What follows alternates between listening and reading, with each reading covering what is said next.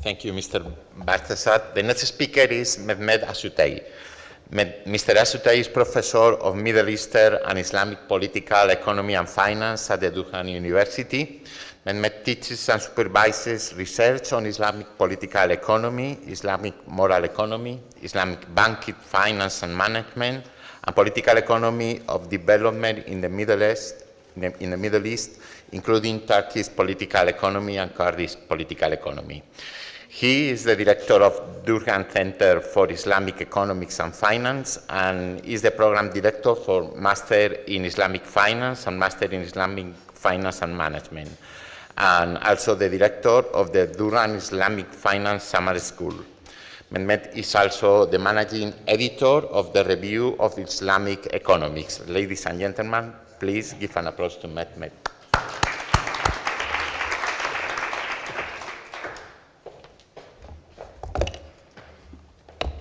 Thank you very much, Mr. Chairman.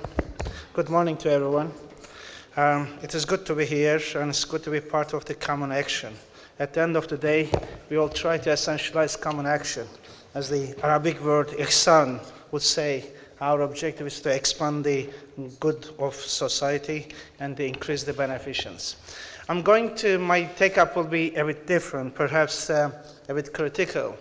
As a political economist, I look at the world in a different way. Yesterday as well, we looked into the whole global system. And today we are looking at the universal jurisdiction. I feel that as if we are making an assumption, and grounded assumption in the belief that there is something called an inorganic and objective global system beyond individual and institutional normative behaviors and norms. In other words, there is an expectation that this global system will deliver beneficence or ihsan or good society. Because it is an inorganic, it has its own system of delivering all these expectations that we have. However, the reality, and therefore the criticism in relation to our expectations, that global system in reality is an organic system consisting of individuals with socially constructed behavioral norms, and hence they did not and they will not deliver social good, social justice, and hence beneficence according to the expected level that we have been raising. But only according to the interest as their ideological positioning, their individual positioning. This is true for the West, because a lot of criticism raised against the West, but it is true, and it was true, and it is true for the East as well. So wherever we are, the recognition that individuals are part of the social construction, and they will represent only those social constructions. Hence, there is no universal truth beyond what we have, so that the global system consisting of such people will deliver. So we have to be realistic, therefore, in expecting what the global system and universal jurisdiction can deliver. We talk positively about global system. However, it seems that we have failed in delivering social good and justice within the nation system, beyond or before going to the global system. How do we hence expect that a global system consisting of the same hegemonies of nation states to deliver global justice and good society? As global order is only reflection of local, we have seen quite a number of examples from different nation states. The failures in terms of mobilizing the larger part of the societies to support good action. Just a two example, when Obama was trying to reform the health system, we have seen how the reach of the society protested against such a good. An example, I was involved with a think tank in Turkey, which estimated what the minimum salary should be. When the minimum salary in Turkey was 750 Turkish lira, this institution established that it should be 2,250. When I questioned this think tank about their member businessmen, whether they applied such rules, none of their member businessmen who are supposed to be religiously oriented applied, of course, such estimated figure as a as a minimum salary in Turkey. But plenty of other examples. So it seems that in the local level, we have not been established that common action, but somehow we have this easiness of asking the global system and the international jurisdictions to deliver that. The reference to global system is therefore full of unsubstantiated positive expectations. However, there is no neutral global system. What we have is dominance and hegemony. The market system, we are told by neoliberals that it is a neutral system. It provides neutrality and independence of contract, and it is not based on anyone's ethical and normative worldview. And therefore, it is better than moral economy. Then the question is, since it is not sent down from sky, but evolved within a particular cultural and social norms and social formation, then it cannot be neutral by definition. Hence, it is value loaded by definition. And since it is value loaded, it should not be imposed perhaps on the rest, but rather other institutional forms should also be considered and facilitated. It is also important to note that moral is related to outcomes and consequences, as well as forms, and it requires ethics to be incorporated within the ontological forms of knowledge leading to a particularly morally oriented market system, which is of course not the case. Therefore, the global system by definition is a Euro-centric system. It essentializes particular value system, regardless of suggesting that it doesn't, regardless of how good or bad they are, and imposes on the rest. And therefore, there is no commonality in them in terms of producing a common good, which is, by definition, is not commonally constructed. How it can deliver common good is a question that we have to raise and respond. As the assumption is still the modernism failed position that there are universally agreed truths, but there is not. We have not established a common point that these are agreed truths. The market system, as part of the neoliberal system, is based on the experience of a particular social formation, which, for example, in addition to other variables, is defined and shaped by competition. But there are other societies which are based on mutuality, solidarity, and cooperation beyond the Euro-centric meaning of everyday life. Eurocentric economic system, determined by capital as the heart of modes of production, is imposed as the only system which does not essentialize any value system. But as Oscar Wilde would have said, they know the price of everything, but the value of nothing. And that the value is something that can initiate common good that we are after. Hence, morality in economic and financial behavior is not embedded in the working of economic system. We are told that market has to be neutral. Whose neutrality? Hegemony decides the working of the market, and that is considered to be neutral? No way. Therefore, consequently, the economies that we have are disembedded. Disembedded economies in the sense that they are not part and parcel of the value system of the societies in which they operate. Economies we have disembedded in the sense of not relating to real economy. The financial sector, yesterday several references was made by a colleague of us. The financial sector has become the main sector in running the economies entirely in a disembedded manner.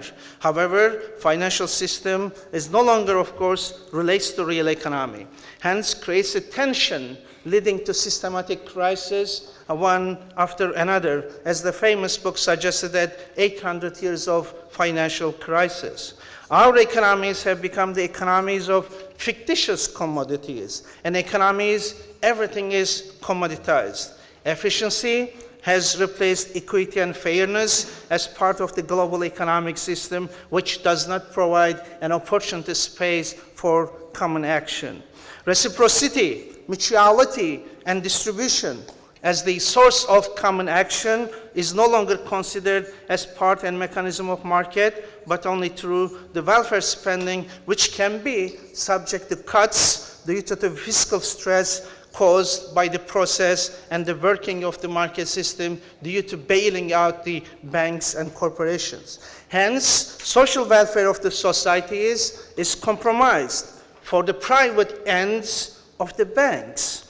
In the working of our economies, in which when the corporations make profits, they are considered as private gains. However, when they fail, their losses somehow become social losses that we have to pay altogether. So the common action, unfortunately, has been reversed in the process. Those people who do not have, those people who are working, has to pay as part of the common action for those rich who gambled around. So therefore, if we are seeking for a global system and universal jurisdiction, let's look at the example, the financial system. Okay? And we have seen how the global financial system have been working, how the global system is working in terms of delivering a particular financial system around. The financial system that we have around us, of course, represents the extreme case of disembeddedness. We are no longer talking about the economy, an economic activity determining the progress and outcome, but the financial system. What is that financial system? Nothing to do. Those of us who have done economics, we would know that whatever the economic activity we have in a country is represented and counted towards the GDP of the country. So if that is the case, how come when we put the assets of all financial institutions in a country larger than the GDP of a country? And that's an example for us to understand the disembeddedness. What we have, the financial system represents the extreme case of disembeddedness in terms of fictitious commodities. Commodities that they have, they buy and sell, which doesn't exist. And commoditize everything around them. We thought that we were contributing to environmental issues, but carbon now is traded by the financial system. They sell and buy things that do not exist with a toxic instrument, as was the case with subprime credit market collapse. They determine the nature of our economies, and therefore, not the working of ordinary people, unfortunately, any longer can determine economic progress. Hence, work and efforts have been replaced with the reckless financial gambling of the financial system. You may recall when the financial failure, the credit crunch came out, when the banks and financial system collapsed, even the politicians who never talked about the moral, they talked about the reckless attitudes of banks, how the morality has been forgotten in the process. But now that things are calming down, we no longer hear the same thing. And these are the important questions for us. I remember the British prime ministers immediately jumping on the wagon and questioning the moral legitimacy of the financial system and the recklessness of the financial system. But that question is no longer there. So therefore, in order to facilitate, a financial system is an important example for us because this is, in reality, the only global system that we have. The political global system or social system there doesn't exist. But somehow, but interestingly, of course, organically created, and there is no established rules and order. Therefore, in order to facilitate the efficient working system, a number of institutions have come up to provide regulation. Even the central banks, remember, just before the financial crisis, they carried out robustness tests, the banks in their own countries, just few weeks before the financial crisis. And that shows, therefore, the reality of the working of the financial system. But as a global system, and as a universal jurisdiction, an institution, I'm sure at least some of you are familiar, Basel process. Basel, of course, gets the name Basel Accords from a city in Switzerland. Now, it is the aim of the Basel process or the Accords to provide recommendations on banking laws and regulations so that a better outcome, the risk can be better managed, and a better outcome can be produced in the end. Three main pillars that they work around: minimum capital requirements in order to address risks, and supervisory review process to be transparent, and the market discipline. And just a couple of years ago from the financial crisis, before the financial crisis, Basel II Accords was suggested to be implemented, and what we see around us. And importantly, however, the legitimacy, the important issue is the global jurisdiction of the Basel Committee. It consisted of representatives from central banks and regulatory authorities of the group of 10 countries. 10 countries plus Luxembourg and Spain. And they want to have universal jurisdictions over the rest. While we question the legitimacy of United Nations dominated by 5, but somehow you have a bit larger, perhaps more democratic, a number of countries determining the rest of the banking system and the outcomes. And since 2009 financial crisis, all of the other G20 major economies are represented in Basel as well, including Hong Kong and Singapore, due to being a major banking center. Now the question, of course, where do they get the legitimacy to determine the shape and the future and the fate of financial system? Where is the social contract in that, and how, and therefore why they cannot deliver a common good? So self-appointed, entirely self-appointed, by the way, self-appointed organization and hence self-appointed individual who tell us that they are doing good for us. What good has come out of their efforts? While they just set out Basel II, collapse came, and then Basel III Accords are being discussed. So the committee doesn't have the authority to enforce recommendations, although most of member countries, they try to incorporate in their legislative forms and the regulations to ensure that the Basel Accords are integrated in the system and they implement. But what is important for us, again, a very much Euro-centric view, because the initial 10 countries entirely within the UK and the United States axis, a Euro-centric view is imposed, which is inefficient in itself in any way. The center imposing, therefore, its own hegemony in the name of delivering goodness and good society, and aims to bring all the financial intermediary initiatives in the world in line with its own expectations. However, the existential question is not asked to the need for determining economic life through banks, as to the need to shape economies according to the particular financial system. Why should the banks we have today should be the only institution for financial intermediary? Beyond that, like I have been working in banking related research as well as the moral economics, and I checked majority of the world languages. The bank is everywhere is bank, which shows that it is entirely disembedded, entirely imposed. The cultures around the world somehow got the understanding that they have to go for this particular institution, which doesn't have any historical and ontological base in their own societies. And therefore the question, why should the banks we have today should be the only institution for financial intermediary? However, hegemony forces the alternative practices to converge to itself by imposing such international, but in reality, a Euro-centric and particular interest-oriented expectations, which even has not brought any goodness to the West even. Examples, as mentioned, I'm very much specialized in Islamic banking and Islamic moral economy. Examples such as Islamic banking, which in its aspirational sense should articulate a particular moral economy and hence be part of the social formation of the societies in which it operates to essentialize embeddedness. Should be financing real economy through embeddedness, should be avoiding uncertainties, should not involve buying and selling products that are not existing through preventing fictitiousness and commodification, should not create money through money, hence preventing financialization. Economic and financial activities should be shaped by Islamic normative principles, by essentializing social good or maslaha, higher objectives or maqasid al-sharia, by delivering ihsan or good society.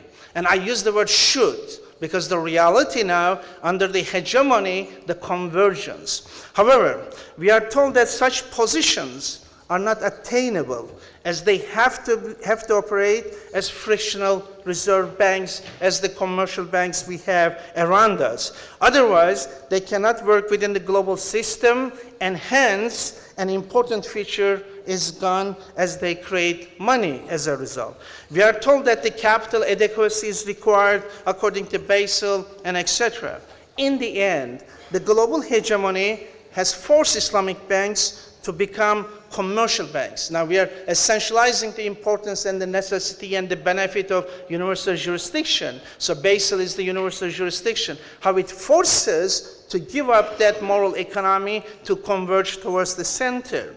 So therefore, in the end, the global hegemony has forced Islamic banks to become commercial banks as any other banks minus the interest rate. Nowadays, due to this convergence, the important debate we have is the Islamicity of Islamic banks in relation to the Islamic objective of creating a moral economy. However, as we heard yesterday as well, the new demos as organic realities are emerging in different parts of the world beyond the global system and beyond the universal jurisdictions, representing exciting yet small initiatives and creativities. South American solidarity economy movements and Southeast Asian spiritual economy movements give hope, not in terms of stealing time, as was the definition yesterday, not in terms of stealing time, but by providing actual impact on the ground. In the sense as being social movements, they aim at rescuing land, labor, and capital or money from the hegemonic players by inserting a morality into economic and financial relationships, whatever the ontological source of such moralities are. Indonesian experience, for instance, of Islamic finance on the ground in the civil society, for example, is such an example. Before encountering Islamic banks as institutions, Indonesian Muslims, in order to tackle poverty, initiated institutions, social financing, through social financing, such as zakat, Islamic almsgiving, waqf, pious foundation, sadaqah, or the charities, to run small, even micro-social banks in the periphery, which has reached about 4,000 such institutions. As being micro-banks, they have been providing social credit to the establishment of micro-businesses to make a difference in the life of ordinary people, as in the sense of first Islamic banking experience in 1960s in Egypt with the example of Mid-Gamr. Another example, Iranian experience of Gard al-Hassan Bank, Good Giving, the social giving bank, aiming to provide social financing for the needy. We have seen a number of waqf or the pious foundation developments in different parts of the Muslim world, directly penetrating into everyday life of people by providing health, education. Again, we have seen Islamic social groups in the Middle East and Southeast Asia, as well as religious and social movements in different parts of the world, but in particular South America, has been extending opportunity spaces for social financing. Furthermore, in particular, the solidarity economy movements in South America are developing and making impact on the ground by providing civil society-based movements, how strong they can be in terms of subverting neoliberal economies' imposed center, and they have shown how they can make a difference by essentializing periphery and micro-reach to make a difference. Look at the food banks emerging, energy banks emerging in different parts of the world, and in particular in Europe. The first food bank was initiated by a concerned MBA student in Ireland. The fair trade, look at the first fair trade movement, which became a company in the end, what we have fair trade, was initiated by a student at Durham University who was very much concerned that the brands, the hegemonic brands was being sold in the campus. Hence, hope for positive change, not stealing from time, but making a difference through small experiences, developing into alternatives to global system. the small initiative, the creative initiatives have becoming global alternatives.